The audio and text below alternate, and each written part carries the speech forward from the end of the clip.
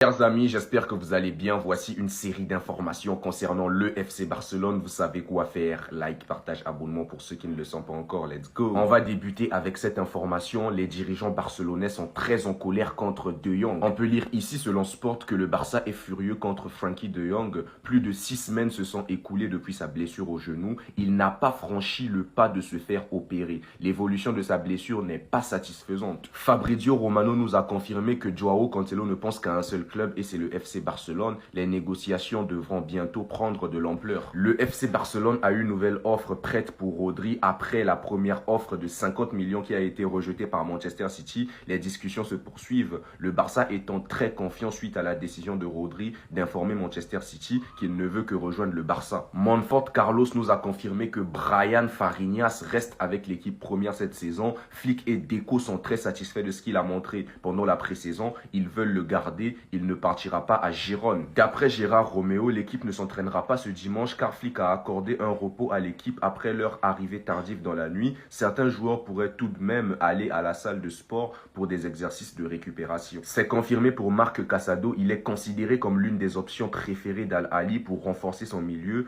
Le club saoudien veut convaincre le Barça et croit qu'il peut convenir des conditions personnelles avec Casado. D'après Fabrizio Romano, Cuti Romero serait intéressé à l'idée de rejoindre le FC Barcelone qui a actuellement d'autres priorités. S'il décide de se lancer dans la course, nous verrons. Ils sont au courant de sa situation, mais toute l'attention est concentrée sur Rodri pour le moment. Pedri a tenu sa promesse, il s'éteint les cheveux en blanc. D'après Sport, le Sporting Braga est le plus proche de recruter Tony Marquez. D'après Victor Naillet, le Barça envisage Aymeric Laporte pour remplacer Ronald Araujo. Deco étudie déjà l'opération potentielle. Enfin, on va terminer avec cette information de Matt Moreto. Flick souhaite qu'Alvaro Cortés reste au Barça, mais le jeune joueur a reçu des offres de clubs en Italie, en Espagne, en Angleterre et en Arabie Saoudite. Une décision est attendue dans les prochains jours.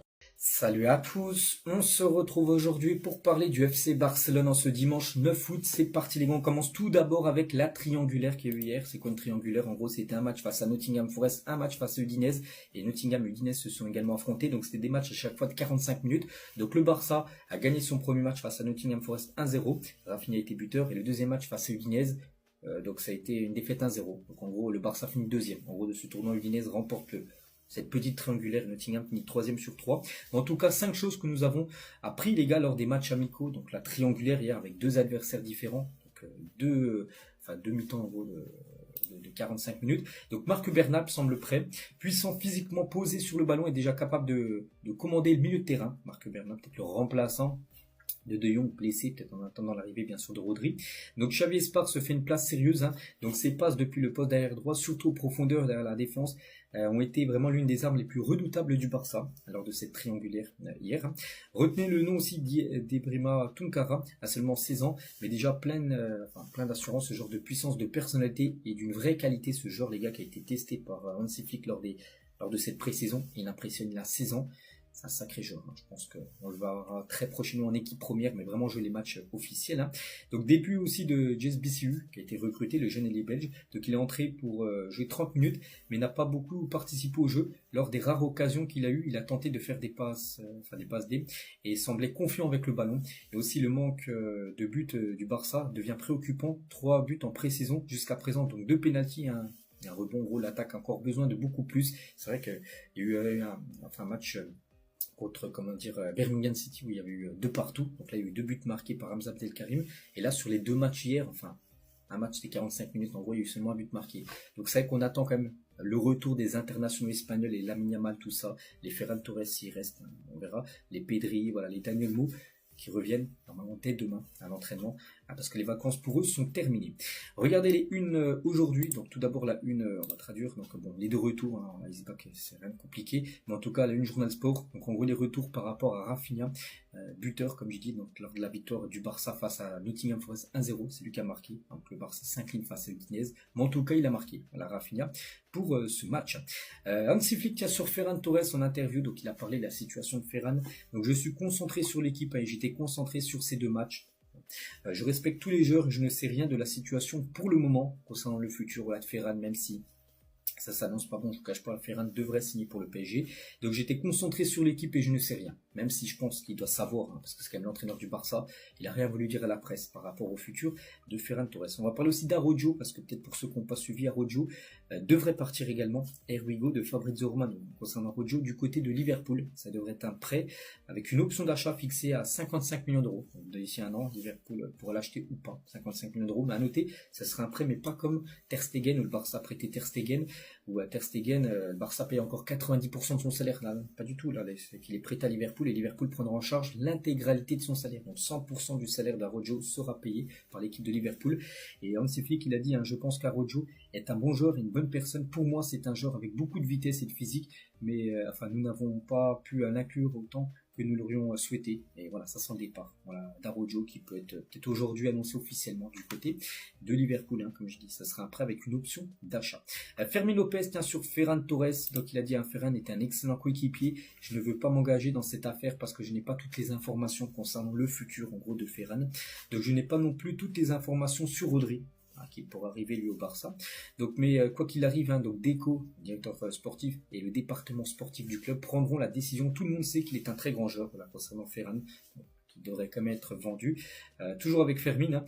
Donc tout le monde sait que Rodri est un joueur extraordinaire et qu'il a été mon coéquipier en sélection nationale. Mais ce sont des choses elles sont censées se produire. Elles se produiront. Je ne veux pas m'en mêler parce que lui, il est seulement joueur. Fermin Lopez, c'est pas le directeur sportif, c'est pas lui qui va dire s'il va venir ou pas, mais il dit en gros que c'est un magnifique joueur et bien sûr une arrivée de Rodri au Barça, ça serait bien sûr une excellente signature. Fermin aussi sur le départ d'Araujo, comme j'ai dit qu'il pourrait être annoncé aujourd'hui. Donc c'est un capitaine, j'ai une très bonne relation avec lui, je suis certain qu'il a pris ses décisions pour continuer à progresser. Donc là il confirme quasiment le départ en gros d'Araujo.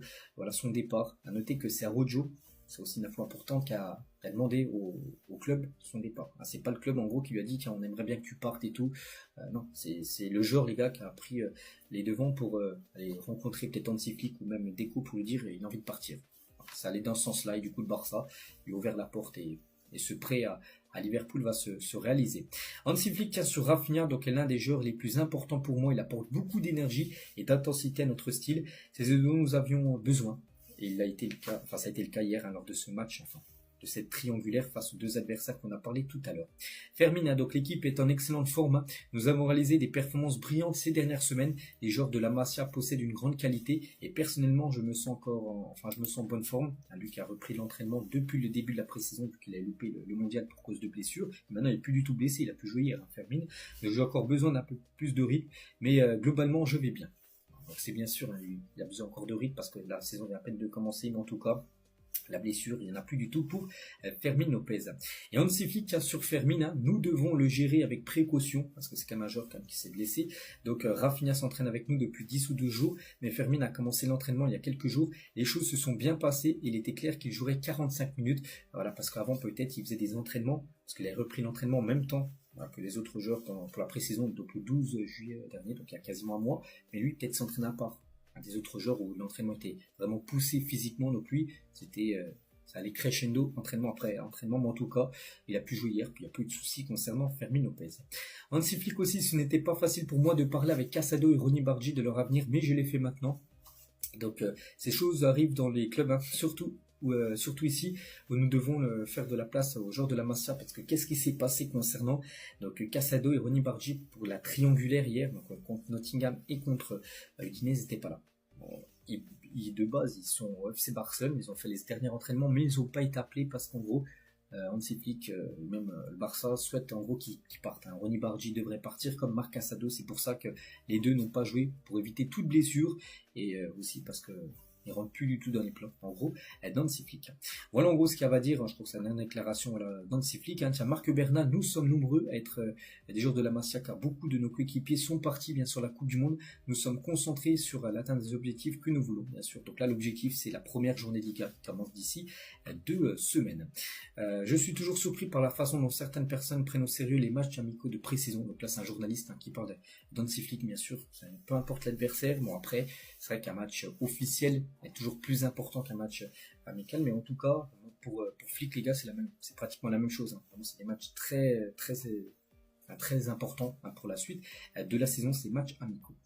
Bref, on continue, on va parler de Pedri les gars, parce que Pedri qui a gagné la Coupe du Monde, il avait dit, hein, si je gagne la Coupe du Monde, je me teindrai les cheveux en blond. Et ben, chose faite, voilà, Pedri, blond. À noter que Gavi aussi avait lui teint les cheveux en rose, hein, après cette victoire lors du mondial.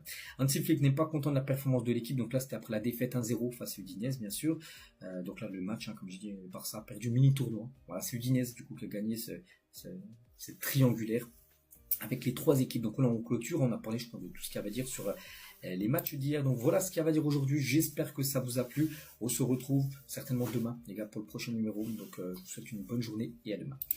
Frenkie de Jong va devenir le capitaine numéro 1 du FC Barcelone. C'est simple, hein, vu qu'il était le 3e dans la hiérarchie des capitaines. Et vu que Araujo va quitter le club pour aller à Liverpool, vu que Ter Stegen a quitté le club pour aller à l'Ajax Amsterdam, et bah du coup Frenkie de Jong devrait devenir le premier capitaine pour le FC Barcelone. Et vu qu'on parle du néerlandais, à noter que le Barça quand même est très furieux contre Frenkie de Jong. Pourquoi ?